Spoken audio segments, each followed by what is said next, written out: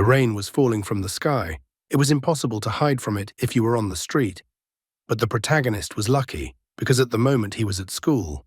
10 years ago, some strange rain fell over Shuangmu City, and the rain covered the entire city, not a particular part of the city. Experts first ran to say that the rain was absolutely harmless. It is not a radioactive rain. No one managed to find the cause of such a strange rain. At the same time, incomprehensible insomnia, like an epidemic that came with this rain, enveloped the entire city. There was something strange about this strange business, and something incomprehensible. Strangely enough, the protagonist became an exception, and he was not affected by the consequences of the rain. The guy himself even suggested that maybe he just had a bigger heart than the average person. When the teacher entered the classroom, he asked the newcomer Anmu to answer a question. However, when the guy stands up as the teacher asked him to, he replies that he is not ready and cannot answer the question he was asked. All because he did not go through this topic before transferring to this school. The teacher accepts this answer. What a kind teacher. And he says that it's no big deal because different schools have different grades, so the new kid will slowly catch up with the others. The man with glasses is Lin Ting. He is 30 years old. He is the class teacher of Class 5 of Year 2 of high school, and also a math teacher. Then the teacher asks another classmate to answer the question asked. The guy sits back down with a sense of relief because he got away with it and no one reprimanded him on the first day of school. His name is Anmu. He is 17 years old, and today is his first day at school, but he is already looking out the window bored. Meanwhile, the teacher is explaining to his classmate how to write down a formula, but the classmate doesn't understand what the formula is or why he is being asked. The girl, on the other hand, looks at herself in the mirror. While the teacher is explaining the material and writing on the blackboard, Anmu is just thinking about the fact that this is the third school he has transferred to, and it is no different from the others. Snapping him out of his thoughts, the bell rang, and the teacher announced that this was the place to stop, and so announced that the lesson was over. For Anmu, it was time for him to make plans. He had one less class today, so maybe he could combine 2 part-time jobs at once. After he drank some water, he was about to throw the bottle in the trash, but someone grabbed his arm out of the blue. It turned out to be a classic high school bully with his henchman. The bully wondered why the new kid had his sleeve down so low. Maybe he could show him what was up. After looking at his arm, the bully is not impressed at all and says that the guy has some stupid tattoo of an open umbrella. The bully calls Anmu a wimp and then asks him to look at his treasure. He lifts up his sweater a bit and you can see the dragon tattoo. According to the bully, only real men choose a golden dragon, and a golden dragon is cool. The bully's henchman chimes in that the boss understands the chip. The henchman praises his boss, how cool his boss is, and that he wishes his boss had taught him how to be so cool. After listening to this nonsense and getting tired of it, Anmu just walks away. The bully shouts after him that Anmu seems to feel humiliated. Let Anmu remember that no one dares to brag about tattoos in front of him. Anmu thinks the bully is an idiot because Anmu has had an umbrella on his arm since birth, not a tattoo like the bully. Looking out the open window, the henchman notices someone. He immediately calls his boss and asks him if it's not the girl who told the teachers that the boss is bullying her classmate. The boss, upon hearing this information, immediately pushes his henchman aside and looks out the window. He even yells that it's her. This causes Anmu to also look out the window to see why the bully was yelling so much. Outside the window was a girl who was walking in the pouring rain with an umbrella. Seeing this girl, the guy was greatly surprised. He seemed to recognize her. The boss stuck his head out of the window and greeted the girl with unflattering remarks, and asked if she remembered him. This shouting makes the girl turn around and find out what kind of fool is so loud. The boss is outraged at what she did and why she even denounced the teacher. The bully even stated that if the girl has guts, let her come to the warehouse and he will show her and talk to her man to man there. Unable to stand it all and in anger, the boss orders his henchmen to follow him as they need to teach the girl a lesson. But he is stopped and blocks his way by Anmu. The guy reminds him that the bully wanted Anmu to learn something.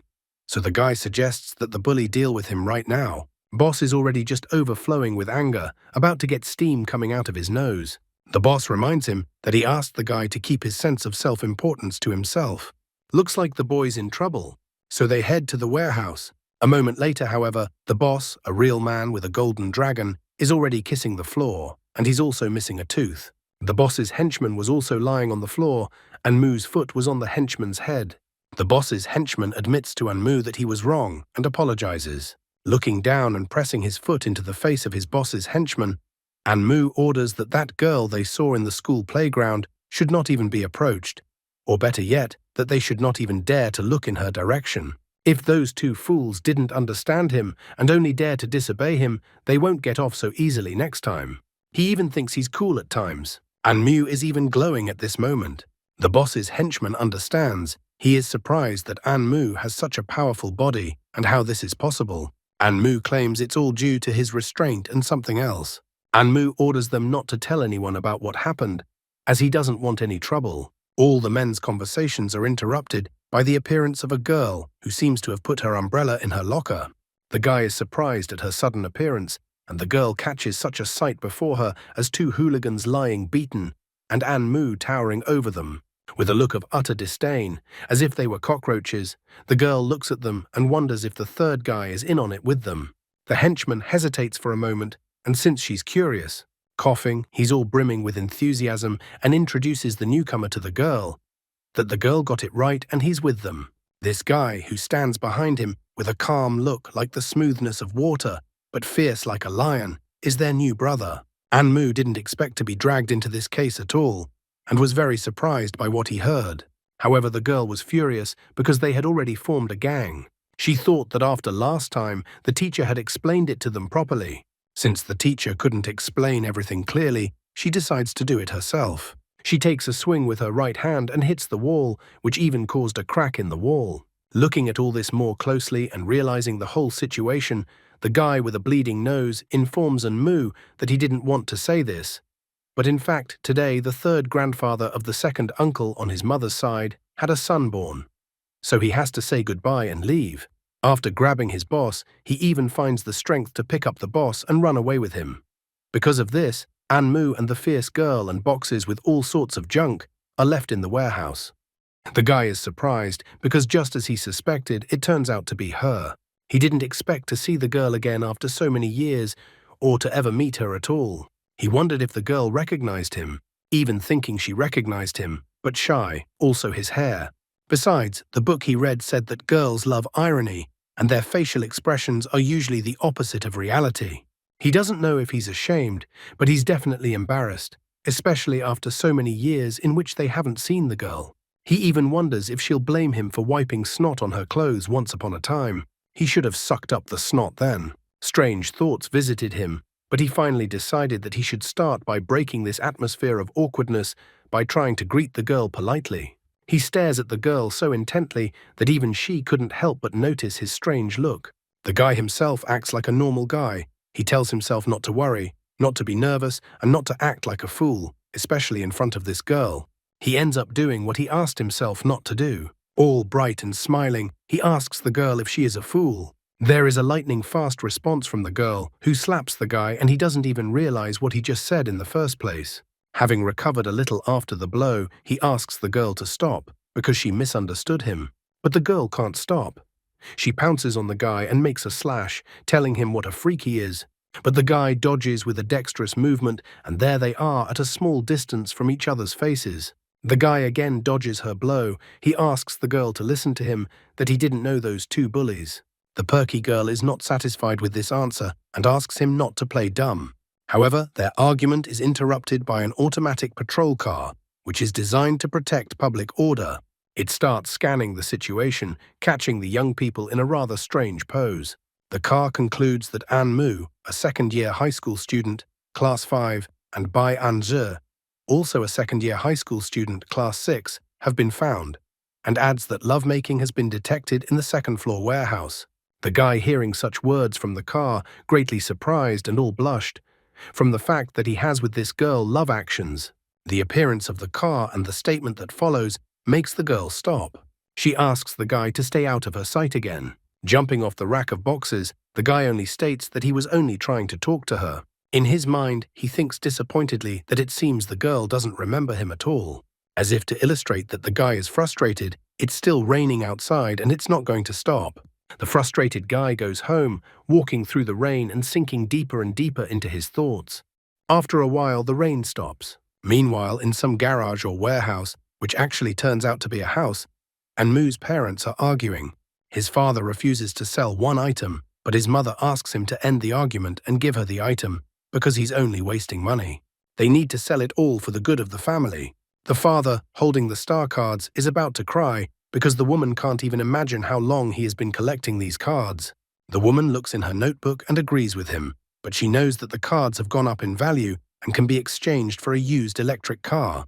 The father of the family does not want to sell them so much that he is already crying and does not understand why his wife needs a car. He even reminds her that, what about environmental protection? He suggests his wife to wait for compensation for the demolition of the building and get the coveted earnings. The wife rejects all the claims of her husband because it would be income from work, and the husband simply does not know all the luxury of spiritual objects. The little boy, meanwhile, sits with a soccer ball and watches the whole spectacle from his parents. Finally, Anmu comes home. How long have they been studying that it is already so dark, and he just got home? Anmu complains that his parents' screams can be heard even across the street. A boy greets Anmu and asks his brother if he has made friends with anyone at school. Anmu says disappointedly that he hasn't made friends with anyone because they are all idiots. His younger brother tells him that Anmu just doesn't know how to get along with people and that his gloomy appearance discourages him from getting close to anyone. Although Anmu has a rich inner world, he calls him a simpleton. These words make Anmu get a little pissed off. He grabs his little brother by the head and calls him a little asshole and that it's not his place to lecture the guy. The mom finally notices that her son is back, but she wonders why he's back so late since curfew is coming up. The boy seems to be caught lying as he is acting too suspiciously. Anmu justifies that he just transferred to this school, so he has a lot of gaps in his knowledge, so he asked the teacher to help him catch up. But his father looks at him suspiciously and calls him an asshole, because the guy thought it was like no one would know what he did. Did Anmu really think he could fool his father? Anmu is covered in cold sweat, and he says he doesn't understand what's gotten into his father, but he's just thinking that he didn't hide everything well. And his father found out that Anmu works part-time at the boxing gym after school. The father took all the pressure off the guy because he gave away that the guy had fallen in love. Anmu resents this statement because it is not true. Suddenly, the guy's attention is drawn to what is happening near a neighboring 3-story mansion. There he sees a familiar girl he met for the first time in a long time at school. Apparently, the girl lives in this house. The guy is too surprised by the fact that she lives in the neighborhood. The father was just in time to ask about falling in love, just as Bai Anji appeared. Paying attention to where his son was looking, he saw the girl too, and tells his son that the girl seems to be from a rich family, so Anmu shouldn't even dream of such a thing. Anmu is outraged and asks his father to get off his back. Besides, how can a parent even say such a thing to their child? But his mum seems happy about this turn of events because now they don't have to work, and she's even making plans about where to go on vacation. Anmu has to stop and mom's thoughts. Even the younger brother is not left out. He points out that love doesn't take into account so many objective factors, but it still doesn't bother the youth in the slightest. Anmu has to shut the younger brother up. Besides, he is surprised at what words the younger one knows at such an age. Anmu goes straight to the house, saying he's too lazy to remind his family about the curfew, so he hopes the family will hurry up and come inside. The mom only asks her son to remember to clean up and make a meal. The guy immediately heads to his room, which is surprisingly quite spacious, although they are very poor. He has a little secret about his part-time job, so he pulls out his wallet to get some money from there. Looking at the money, he even thinks about the fact that he's somehow gotten used to sparring in the boxing gym, which means it's probably time to change his part-time job again. Then his gaze falls on the picture in his wallet. There is, of course, a picture with the same girl. He realizes again that he didn't expect to ever meet her again. Glancing outside from his window, the guy notes that curfew is earlier than usual today. And then he looks at the house where the girl has entered. He is even jealous. After all, it's such a big house there, and it's nice to have money, not like his situation where he even has to work part-time. At this moment, Anmu notices 3 suspicious men trying to break into the house where Bai Anji is staying. He wonders if the burglars are so brave as to break into the house and that they are really brave to rob at such a time. Looking up, he noticed that the burglars were lucky as the patrol had just passed by. It's also too late to call the police and there's not a minute to lose, so the guy opens his window. With a deft jump, Anmu makes his way outside through his window at curfew time. He successfully hides behind some barrels from the gaze of the patrol. Then he jumps the fence and rushes to the girl's house. When he gets to the house, he notices that the alarm system has been disabled, just as he thought. He even wonders if the windows are locked from the inside or not. He was definitely some kind of parkour player or assassin in his past life, as he climbs up the wall quite nimbly to the top. He remembers that those robbers definitely climbed in through the window. Then he doesn't understand why it's so quiet and if the girl has already been taken hostage. He tries to think optimistically as he looks out the window. If he can overpower someone quickly, then… He doesn't have time to finish thinking, however, as he already has a gun to his head. Anmu notices that it is as if it is some kind of agent in front of him. The man in front of him was dressed in a classic suit with some special glasses. It was as if the man was not human. He informs that he has detected an intruder and that the identity of the intruder is a student. The man warns that this area is a restricted area, so only military personnel have access to it, which means that the student, as an outsider, must leave the area immediately. Anmu notices that the man in front of him is kind of strange, but he doesn't have time to think about something like that. He immediately jumps through the window into the house, which prompts the man in the suit to back off a bit. The agent informs him that the intruder has exhibited aggressive behavior, which means he's doing everything he can to get kicked out by force, and that action will happen within 10 seconds, and then the countdown begins, 10, 9. However, Anmu wasn't really listening to him. Looking into the room, he found some guy sitting next to the bed, a man who was unconscious, also a strange man in a classic suit.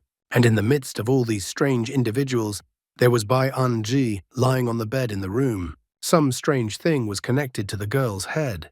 The situation looks as strange as possible, so a guy runs to the girl, wondering what they're doing here. The other guy tries to stop Anmu, not understanding what he's up to. The man in the classic suit keeps counting down 6, 5. Anmu yells at the other guy, resenting the strange thing on the girl's head. The other guy asks Anmu not to touch it. However, Anmu doesn't listen to the guy and pulls one of the cables from the girl's helmet. His body receives a powerful electric shock. From this shock, his soul seems to separate from his body, and he falls into the depths of his consciousness, sinking deeper and deeper. Suddenly, lying on the floor, he comes to his senses. He found himself in some strange place with a chess floor that bore little resemblance to the real world. While he was sorting out what was even going on, he hears a shout for him not to move. Meanwhile, behind his back, some huge monster is trying to attack him. He does so, and notices someone chopping up the monster with a powerful slashing blow. The man is visibly surprised and wonders how Anmu came to be in this place. Anmu himself is even more surprised at how he met his teacher Lin. Their reunion and conversation is interrupted by a giant-sized monster with horns and tentacles. Anmu still can't come to his senses. Teacher Lin only wonders where his new assistant is, as he is obviously going to have a hard time dealing with the monster without him. However, he continues to act like a teacher and tells Anmu that he has no idea how the guy got here, but now is not the time for such conversations. He also recommends Anmu to hide behind him. When the monster delivers a devastating blow with one of its tentacles, the teacher and Anmu manage to dodge the blow. The teacher then reveals an umbrella and uses the stone forest ability. Stone pillars begin to form from the chess floor, as if forming a stone jungle. Taking advantage of the monster's hiccup, the teacher jumps up and uses drum roll and heavenly chime, thereby laying down firepower as a rain of fire poured down on the monster. The monster was defeated. The teacher was glad that the difficulty was low this time. Anmu still has absolutely no idea what's going on here.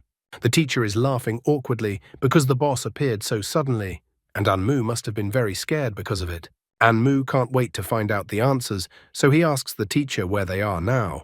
This time, Lin's teacher didn't dodge the answer and told Anmu that they are in the tower, or more simply, in a dream. The boy is very surprised at the information he has just learned. The teacher assures Anmu that when they come out, he will explain everything to him.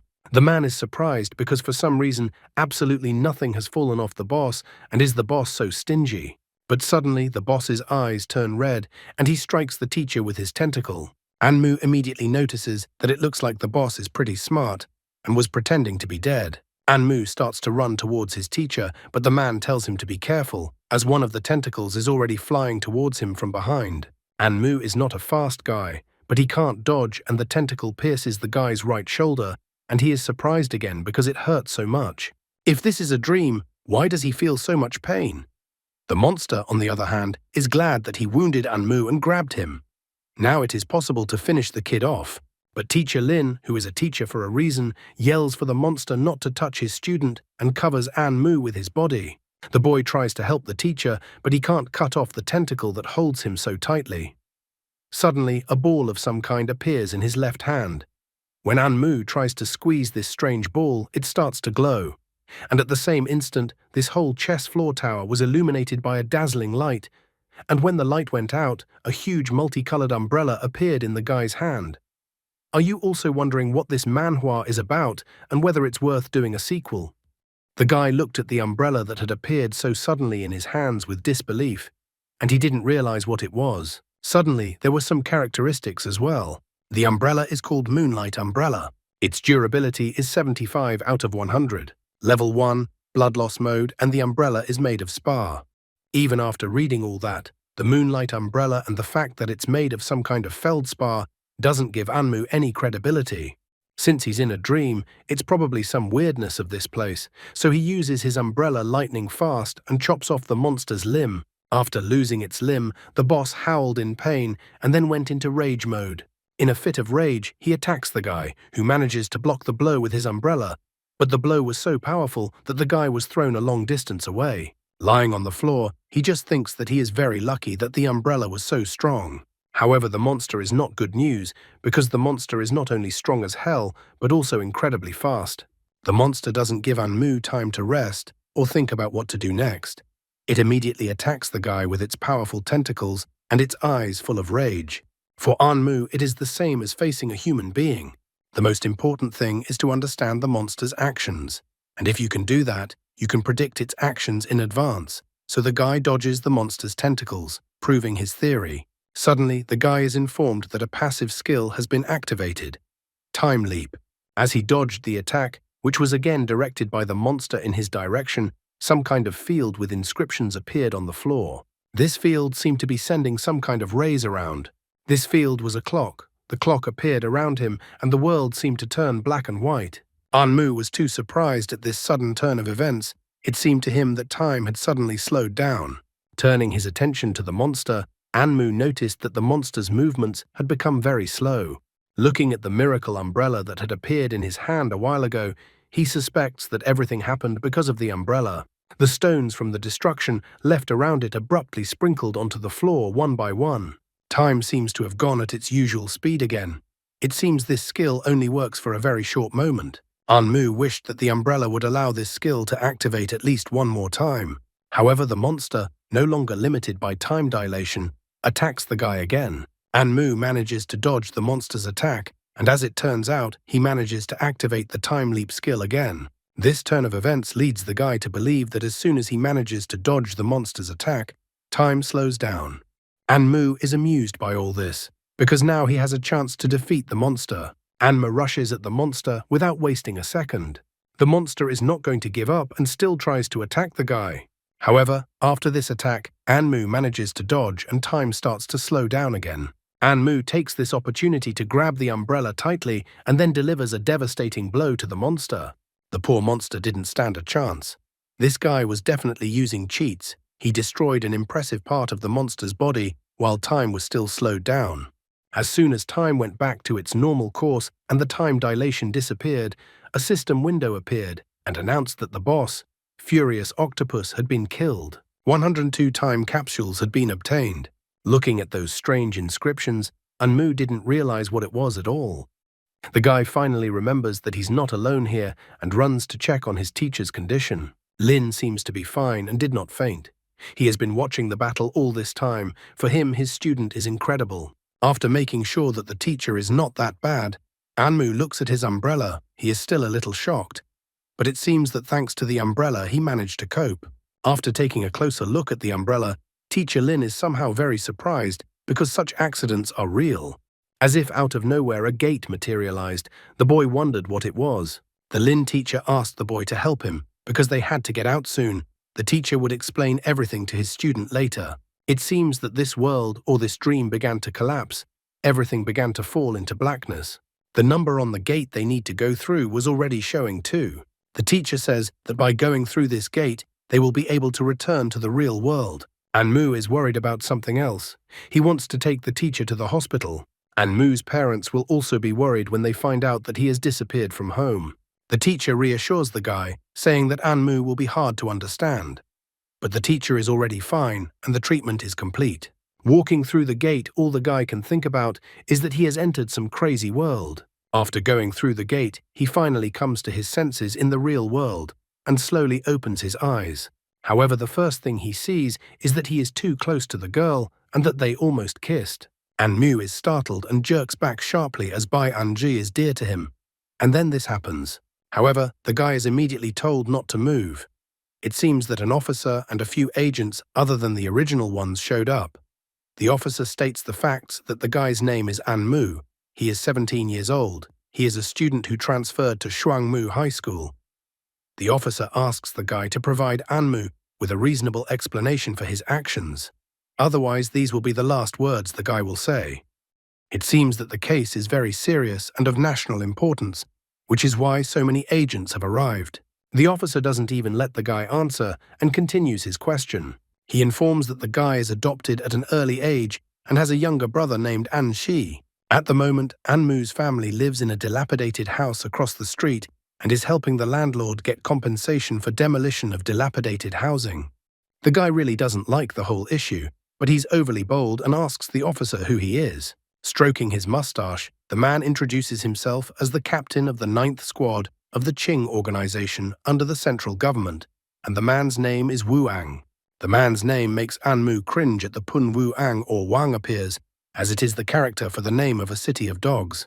Wu Ang calls Anmu a poor man who dared to go out during curfew, then break in without permission, then sabotage equipment, then interfere with the flow of work while violating ordinances. Therefore, the authorities have every right to impose criminal sanctions on Anmu. Finally, the teacher also came to his senses. He asks the chief to wait with the punishment of Anmu. After all, he does not want his student to be penalized. In response, the man himself stops the teacher, as he was the leader of the team, and thus should be punished for not doing such a simple task. The teacher still tries to defend the student, informing him that Anmu actually ended up in this place by accident, and the difficulty of the mission was higher than they expected. Lin is going to give all the details of this mission later. However, like the truest teacher he is, he reports that the mission was only completed because of Anmu, and that the student defeated the boss himself. Anmu is a pretty fiery guy, so he's not left out either, as he wonders what kind of space it was and what kind of monster it was. Anmu wonders what's going on here and what these people are doing here. Wu Ang stops the impertinent young man, as he doesn't have to tell the guy everything. And yet he confesses everything for some reason, that their task is to solve sleep problems. Everything is hidden from view for safety reasons. Only special people who are assigned to these missions have the ability to accomplish them. The organization intends to solve the problems caused by blue rain, and that's why it was called Qing, meaning clear weather. Still in the agent's crosshairs, the guy thinks about what his teacher said earlier. The teacher pulls him out of his musings and informs him that he is the captain of the 3rd Squad of the Qing organization. The guy doesn't realize what the monster was then, and what happened to the umbrella and Bai Anji.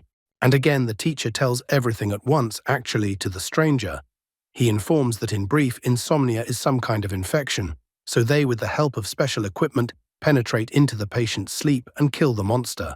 Thus, they carry out the treatment. He looked at Bai Anji, who was still dreaming, and thought about how he had accidentally been in her dream. Wu Ang intervenes in the conversation again and asks the boy to mark in his head with a pencil that although Lin Ting said that Anmu helped him, the rules are still rules, and Anmu should be punished. Wu Ang says that as a punishment, Anmu will have to write a 600-word explanation and pay a fine of 30,000 yuan. If the explanatory letter didn't confuse him, the 30,000 yuan fine made the guy stunned. Not surprising considering how poorly he and his family live. However, one of the agents informs the boss that their key performance indicators are not up to par this month. Hearing this information, Wu Ang raises the fine to 35,000. Anmu is angry about all this, especially since he heard what one of the agents said. The teacher tries again to save his student. He asks the commander to stop because Anmu is special. Anmu has abilities, so teacher Lin would like to invite the guy to his team. Wu Ang somehow gave up abruptly easily. He informs that a thorough inspection is needed then. He notices that the blue rain doesn't seem to have affected the guy's body in any way. And since teacher Lin's team is lacking such a person, then he wouldn't mind. The guy still seemed smart a while ago, but now he has a temper and declares that he doesn't want to join any organization for some unknowable pleasantries. Lin takes matters into his own hands. He informs the chief that he is his teacher, so he will prepare the guy to do the job. The mission has been accomplished. So the teacher suggests that everyone disperse and report back tomorrow with all the details. The teacher seems to be the most reasonable person here.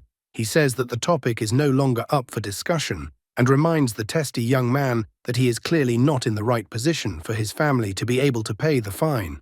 The teacher smiles and asks him to consider all the outcomes of such an event, because then the guy will be able to evade punishment. He just needs to trust his teacher. Back home, sitting on his bed, the guy reflects on what happened this evening. It was amazing to him. He never expected to be able to experience something like this, and yet it had just happened.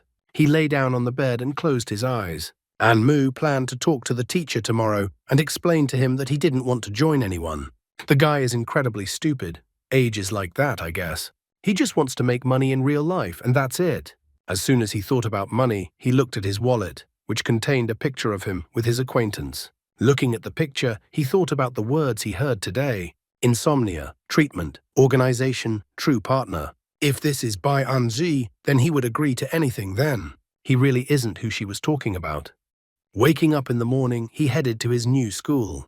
Today was a nice day, and it wasn't raining. An-mu still couldn't close his eyes and sleep.